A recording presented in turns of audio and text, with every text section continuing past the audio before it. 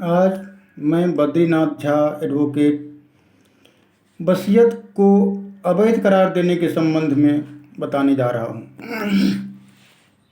कब किसी वसीयत को कोई भी व्यक्ति जो उसका हिस्सेदार है, जो संपत्ति में हिस्सा चाहता है, वह अवैध करार दिलवा सकता है कोर्ट द्वारा। वैसे बिल लिखने की जो परंपरा है उसका मेन अर्थ ही वही है कि किसी उत्तराधिकारी को उसमें से हिस्सा नहीं देने का विचार होता है। जिसका संपत्ति होता है, जो विल लिखता है, वह चाहता है कि मेरे मरने के बाद मेरे संपत्ति में चाहे वो बेटा हो, बेटी हो, पोता हो, कोई भी हो, वो हिस्सा नहीं ले सके। उसके कोई उत्तराधिकारी को वह हिस्सा से वंचित करना चाहता है तभी जनरली विल कोई लिखता है। नहीं तो यदि विल नहीं लिखे, कोई व्यक्ति बिना विल लिखे हुए मर जाता है तो उस स्थिति में उसके जो भी लीगल हेयर होते हैं उनमें सारा संपत्ति का उनका बंटवारा हो जाता है। लेकिन यदि विल लिख कर कोई व्यक्ति मरता है तो विल में जिस अनुसार किसी को दिया गया है हिस्सा, किसी को नहीं दिया गया है, तो उसी अनुसार उसको लेना होता है। जिसका हिस्सा छांट दिया गया है उसको नहीं मिलेगा। अब इसमें कभी ऐसा भी होता है कि कोई व्यक्ति गलत ढंग से विल करा लेता है। मरने वाले व्यक्ति बहुत बूढ़ा है, बीमार है, कुछ है, उसको कह सुन के जैसे तैसे विल करवा लिया, ये भी होता है। तो यदि कोई उत्तराधिकारी चाहे तो उस विल को यदि कोर्ट में केस करे तो वह गलत भी ठहराया जा सकता है। यदि विल सही तरीके से नहीं बनाया गया हो या कोर्ट को समझ में आता है कि यह सही नहीं है तो वह उसको विल को रद्द कर सकता है।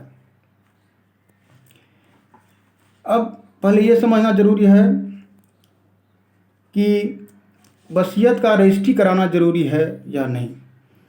तो दोस्तों, जिस डॉक्यूमेंट का रजिस्ट्री कराना जरूरी है उसका वर्णन इंडियन रजिस्ट्रेशन एक्ट 1908 के धारा 17 में किया गया है, तथा जिस डॉक्यूमेंट के बारे में धारा 17 में चर्चा नहीं किया गया है उसका रजिस्ट्री जरूरी नहीं होता है। अब यह ध्यान देने की बात है कि विल के बारे में धारा 17 में नहीं बताया गया है, इस कारण विल का रजिस्ट्री कराना जरूरी नहीं है। अब यदि कोई व्यक्ति विल का रजिस्ट्री कराना चाहता है तो वह करवा सकता है। साथ ही यह समझना जरूरी है कि विल रजिस्टर्ड हो या अनरजिस्टर्ड हो उससे कोई मतलब नहीं होता है उससे उसकी वैधता में कोई प्रभाव नहीं पड़ता है। अर्थात रजिस्टर्ड या अनरजिस्टर्ड दोनों विल समान रूप से यदि सही हो तो वैलिड माना जाता है। वसीयत में सबसे बड़ी बात यह होती है कि अंतिम विल वैध विल माना जाता है। यदि कोई व्यक्ति अपने एक ही प्रॉपर्टी के लिए, चाहे वह चल हो या अचल, मूवेबल हो या इमूवेबल हो, कई बार अलग अलग समय विभिन्न समय में वसीयत करता है तो उसमें अंतिम विल जो होता है और वह जिसके नाम लिखा गया होता है, प्रॉपर्टी उसी को मिलता है। पहले वाला सारा वसीयत अमान्य हो जाता है, चाहे वह रजिस्टर्ड हो या अनरजिस्टर्ड हो, इससे कोई मतलब नहीं है। जैसा कि इंडियन सक्सेशन एक्ट 1925 की धारा 276B में लिखा है कि प्रोबेट पिटीशन जो होता है, जो फाइल होता है, उसके लिए ज़रूरी है कि यह विल मृतक का अंतिम विल है यह उसमें राइटिंग में देना जरूरी होता है। जैसे कि उसमें दिया गया है कि the writing annexed is his last will and testament. तो इसका साफ मतलब है कि लास्ट विल जो होगा वही मान्य होगा। बाकी जो पिछला 10-5 विल या 2 विल, 1 विल लिखा हो, कुछ भी नहीं भी लिखा तो मान्य नहीं होता है जब तक कि वो लास्ट विल ना हो। एक ही विल लिखा हो तो चलेगा। तो और धारा 88 में कहा गया है कि अगर एक ही विल में 2 परस्पर विरोधी बातें लिखी हों जो दोनों बात नहीं लागू किया जा सकता है तो जो बात अंत में या बाद में कहा गया है वह बात मान्य होगा। धारा 74 में यह कहा गया है कि वसीयत में कोई भी टेक्निकल वर्ड या किसी विशेष शब्द लिखने की कोई ज़रूरत नहीं है। सिर्फ वसीयतकर्ता का कहने का आशय समझ में आना चाहिए। और धारा 89 कहता है कि आशय या इंटेंशन अनिश्चित हो या समझ में न आए तो वह विल शून्य होता है, अर्थात उसका कोई वैल्यू नहीं होता है। कहने का यही मतलब है कि विल में सिर्फ आशय पता होना चाहिए कि विल कर्ता क्या कहना चाहता है। यदि वो आशय स्पष्ट हो जाए तो उस विल को सही माना जा सकता है कि उस किसके बारे में वह कहा गया है।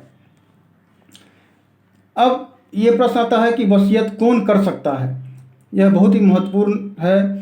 जो धारा 59 में कहा गया है कि every person of sound mind not being a minor may dispose of his property bye will, अर्थात कोई भी वयस्क जो 18 वर्ष से ऊपर का हो तथा स्वस्थ दिमाग का हो, पागल नहीं हो, वह अपने संपत्ति का उसके मरने के बाद वह संपत्ति कौन लेगा इस बारे में वसीयत लिख सकता है।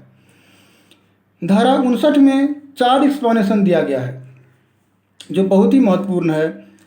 पहला यह है कि कोई शादीशुदा औरत भी अपनी ऐसी किसी संपत्ति का विल कर सकती है जिसे वह अपने जीते जी बेच सकती है, अर्थात जिसका वह पूर्ण स्वामिनी है।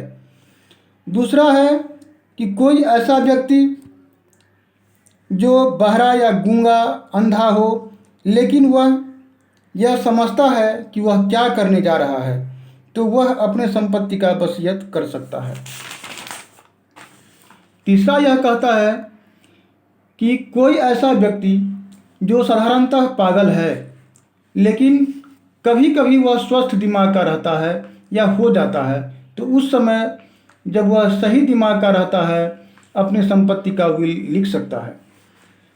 चौथा यह कहता है कि कोई ऐसा व्यक्ति जो या तो नशा के कारण या किसी बीमारी के कारण या किसी अन्य कारण दिमाग की उस अवस्था में है कि वह नहीं समझ पा रहा है कि वह क्या कर रहा है, ऐसी स्थिति में लिखा गया या लिखवाया गया विल वसीयत मान्य नहीं होगा, क्योंकि ऐसा व्यक्ति विल लिख ही नहीं सकता है।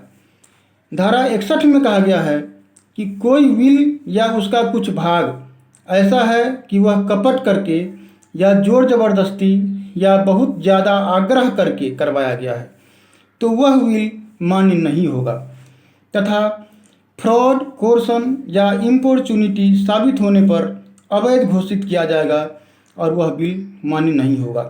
धारा 62 में यह कहा गया है कि a will is liable to be revoked और altered by the maker of it at any time, अर्थात एक वसीयतकर्ता कभी भी अपने द्वारा लिखे गए वसीयत को संशोधित कर सकता है या पूरा खत्म कर सकता है, उसका खंडन कर सकता है। कहने का अर्थ यह है कि मरने से पहले का अंतिम वसीयत जो